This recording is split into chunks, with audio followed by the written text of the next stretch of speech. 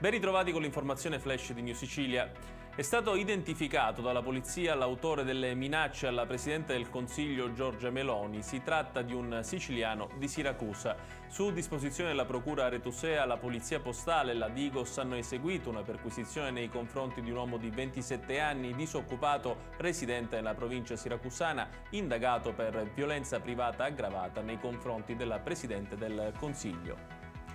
Nuovi aggiornamenti arrivano dall'incidente mortale verificatosi nelle scorse ore a Ramacca, nel Catanese. Il sinistro è avvenuto intorno alle 7 del mattino lungo la Catania Gela e ha visto coinvolti 4 mezzi, 2 furgoni, un camion e un'auto. La vittima è una donna anziana seduta al lato passeggero dell'auto guidata dalla figlia. Diverse le persone ferite. Sul posto sono intervenuti le ambulanze del 118, i vigili del fuoco, la stradale e gli operatori dell'ANAS. 3 milioni di euro al mese è la spesa della regione siciliana per gli hub vaccinali anti-Covid. Il dato è emerso dall'audizione di ieri in Commissione Sanità all'ARS dell'assessore regionale alla salute Giovanna Volo e del dirigente del Dipartimento Pianificazione Mario La Rocca sulla gestione dell'emergenza sanitaria in Sicilia. Per l'assessore si tratta di un costo eccessivo, così come ritiene spropositati i numeri del personale impiegato nella Fiera del Mediterraneo di Palermo.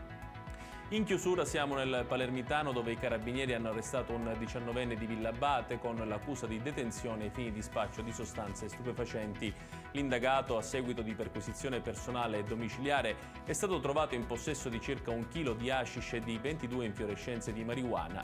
Dell'attività di indagine è emerso anche che il giovane avrebbe ceduto 2 dosi di hashish a un 18enne. Il GIP del Tribunale di Palermo ha convalidato l'arresto applicando la misura cautelare dell'obbligo di presentazione alla polizia giudiziaria.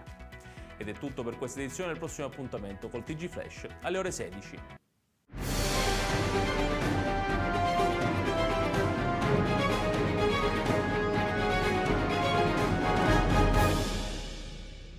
Procar, centro assistenza autorizzato BMW e Mini, adesso anche BMW Motorrad, via George Marshall 7, Mister Bianco, Catania.